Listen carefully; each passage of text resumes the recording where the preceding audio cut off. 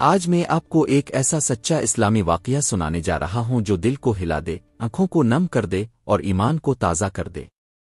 یہ واقعہ ہے حضرت بلال حبشی رضی اللہ عنہ کا، ایک غلام سے مزن رسول بننے تک کا سفر۔ یہ کہانی صرف تکلیف کی نہیں، یہ استقامت کی ہے۔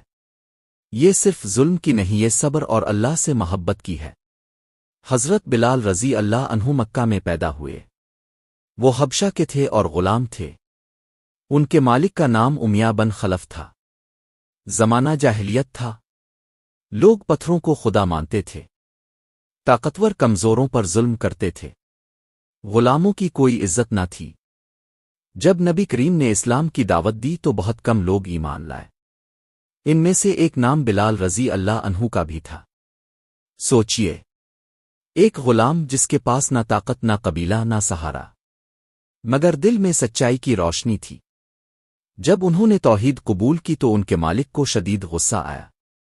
امیہ بن خلف نے انہیں سخت ترین سزائیں دینا شروع کر دیں۔ گرم دوپہر کا وقت، مکہ کی جلتی ہوئی ریت، سورج آگ برسا رہا تھا۔ بلال رضی اللہ عنہ کو کپڑے اتار کر تپتی ریت پر لٹایا جاتا۔ ان کے سینے پر بھاری پتھر رکھ دیا جاتا تاکہ وہ ہل نہ سکے۔ ان سے کہا جاتا، لا تو اس کو مانو، محمد کو چھوڑ دو، مگر ان کے ہونٹوں پر ایک ہی لفظ ہوتا، احد، احد، یعنی اللہ ایک ہے، اللہ ایک ہے۔ ہر کوڑا ان کے جسم پر لگتا مگر ان کا ایمان اور مضبوط ہو جاتا۔ یہ منظر دیکھ کر مکہ کے لوگ حیران ہوتے۔ ایک غلام میں اتنی ہمت کہاں سے آ رہی ہے؟ یہ ہمت اللہ سے آ رہی تھی۔ ایک دن حضرت ابو بکر صدیق رضی اللہ عنہ وہاں سے گزرے۔ انہوں نے بلال رضی اللہ عنہ کو اس حالت میں دیکھا۔ ان کا دل پگھل گیا۔ انہوں نے امیہ سے کہا، کتنی قیمت لوگے؟ امیہ نے سوچا کہ یہ غلام تو ویسے ہی مر جائے گا، اس نے بھاری قیمت مانگی۔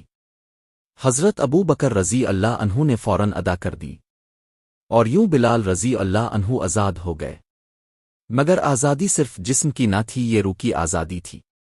مدینہ ہجرت کا وقت آیا۔ مسلمان مکہ چھوڑ کر مدینہ جا رہے تھے۔ بلال رضی اللہ عنہ بھی ہجرت کر گئے۔ مدینہ میں جب مسجد نبوی کی تعمیر مکمل ہوئی تو نماز کے لیے بلانے کا طریقہ سوچا گیا۔ کسی نے کہا گھنٹی بجائیں، کسی نے کہا آگ جلائیں۔ پھر حضرت عبداللہ بن زید رضی اللہ عنہ نے خواب دیکھا کہ اذان کے الفاظ سکھائے جا رہے ہیں۔ جب یہ خواب نبی کریم کو بتایا گیا تو آپ نے فرمایا کہ یہ سچا خواب ہے، اور پھر آپ نے فرمایا، بلال کو بلاؤ۔ بلال رضی اللہ عنہ آئے۔ نبی کریم نے انہیں اذان کے الفاظ سکھائے، اور وہ لمحہ آیا جب پہلی بار مدینہ کی فضا میں اذان کی آواز گونجی، اللہ اکبر، اللہ اکبر۔ بلال رضی اللہ عنہ کی آواز میں درد بھی تھا، عشق بھی تھا، یقین بھی تھا۔ یہ وہی بلال تھے جنہیں مکہ کی ریت پر گھسیٹا گیا تھا۔ آج وہ اسلام کی پہچان بن گئے تھے۔ پھر وہ عظیم دن آیا، فتح مکہ کا دن۔ 8 ہجری میں مسلمان فاتح بن کر مکہ میں داخل ہوئے۔ وہی مکہ جہاں بلال کو جلایا گیا تھا، وہی مکہ جہاں ان پر پتھر رکھے گئے تھے۔ نبی کریم نے خانہ کعبہ کو بتوں سے پاک کیا، اور پھر اپنے فرمایا، بلال کعبہ کی چھت پر چڑھو اور اذان دو۔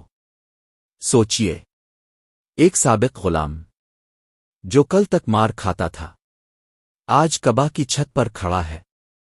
جب بلال رضی اللہ عنہ نے اذان دی تو مکہ کی فضائیں گونج اٹھیں۔ کچھ سرداروں کے دل میں تکبر تھا، مگر اللہ نے دکھا دیا کہ عزت نسب سے نہیں، تقوی سے ہے۔ نبی کریم کے وصال کا وقت آیا۔ مدینہ پر غم چھا گیا۔ بلال رضی اللہ عنہ اذان دینے کھڑے ہوئے۔ جب انہوں نے کہا، اشہد ان محمد الف رسول اللہ، تو ان کی آواز بھر آئی، آنکھوں سے آنسو جاری ہو گئے۔ وہ اذان مکمل نہ کر سکے۔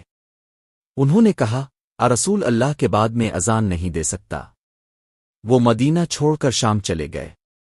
سالوں بعد جب وہ مدینہ واپس آئے تو لوگوں نے درخواست کی کہ ایک بار اذان دے دیں۔ انہوں نے اذان دی۔ مدینہ کی گلیاں آنسوؤں سے بھر گئیں۔ لوگ اپنے گھروں سے نکل آئے۔ ایسا لگ رہا تھا جیسے نبی کریم کا زمانہ لوٹ آیا ہو۔ حضرت بلال رضی اللہ عنہ نے اپنی زندگی میں دکھ بھی دیکھے، عزت بھی دیکھی۔ انہوں نے غلامی دیکھی، پھر اسلام کی سربلندی دیکھی، مگر ان کے دل میں کبھی غرور نہ آیا۔ ان کی زندگی ہمیں کیا سکھاتی ہے؟ یہ سکھاتی ہے کہ اگر آپ سچ پر قائم رہیں تو دنیا کی کوئی طاقت آپ کو گرا نہیں سکتی۔ اگر آپ اللہ کے لیے تکلیف برداشت کریں تو وہ آپ کو وہاں سے اٹھا دیتا ہے جہاں سے کوئی سوچ بھی نہیں سکتا۔ آج اگر آپ مشکل میں ہیں، اگر لوگ آپ کا مذاق اڑاتے ہیں، اگر آپ اکیلے کھڑے ہیں، تو یاد رکھیں، ایک غلام نے جلتی ریت پر عہد کہا تھا، اور اللہ نے اسے تاریخ کا حصہ بنا دیا۔ صبر کمزوری نہیں، صبر وہ طاقت ہے جو انسان کو زمین سے آسمان تک لے جاتی ہے۔ اللہ ہمیں حضرت بلال رضی اللہ عنہ جیسا ایمان عطا فرمائے۔ آمین رب العالمین۔